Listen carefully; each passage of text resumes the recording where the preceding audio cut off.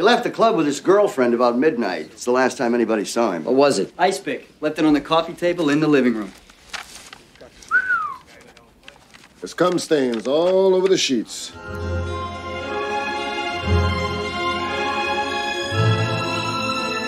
Dans Basic Instinct, Paul Verhoeven nous raconte l'histoire d'un crime commis avec un pic à glace en plein coït. Et c'est indispensable. Pourquoi ? Pour Sharon Stone, évidemment. Les paroles bien vicieuses de Sharon Stone qu'elle susurre à l'oreille de Michael Douglas. I think you got too close to the flame. I think he liked it. La maison de Sharon Stone avec vue sur le Pacifique, qu'on n'aura donc jamais vue dans la Maison France 5 après 17 ans d'émission, scandale. La voiture de Sharon Stone avec les phares qui sortent automatiquement de la carlingue. Et évidemment, la robe de Sharon Stone, ultra courte mais aussi ultra Hitchcockienne, dans le croisement de jambes le plus célèbre de l'histoire du cinéma. Mais qu'on ne vous montrera évidemment pas ici, au cas où des enfants nous regardent. It's nice.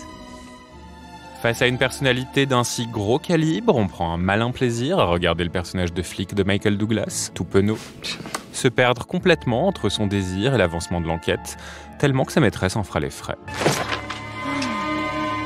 Il faut dire qu'on le comprend. Dans sa tête, et pas que, il y a toujours celle qui incarne cette Catherine Tramell d'une intelligence folle, absolument diabolique, manipulatrice, dominatrice, déchaînée, forte, unique, aussi insatiable avec les hommes qu'avec les pics à glace.